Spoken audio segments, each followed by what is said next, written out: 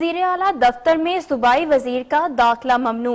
सूबाई वजीर मोहसिन लगारी की वज़ीर आला पंजाब उस्मान बुज़दार से तल कलामी हुई।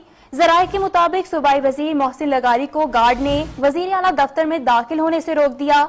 वज़ीर आला पंजाब मिल नहीं सके तो बता दें, ये कहा गया। सरकारी काम के लिए किससे बातचीत करूं, मोहसिन लगारी की जानिब से ये गुफ्तगू की गई। जबकि आपको बता रही हैं, मोहसिन लगारी का नाम वज़ीर आला के मुतबादिल के तौर पर भी गर्दिश में आ रहा है। कई रोज से महकमे के मामलात के लिए मुलाकात का वक्त मांग रहा हूं, ऐसा भी कहना था मोहसिन लगारी की जानिब से। मजीद तफसीलात जान लेते हैं नुमाइंदा 7 न्यूज़ राना वहीद से। जी राना वहीद, बताइएगा ये क्या माजरा है आखिर?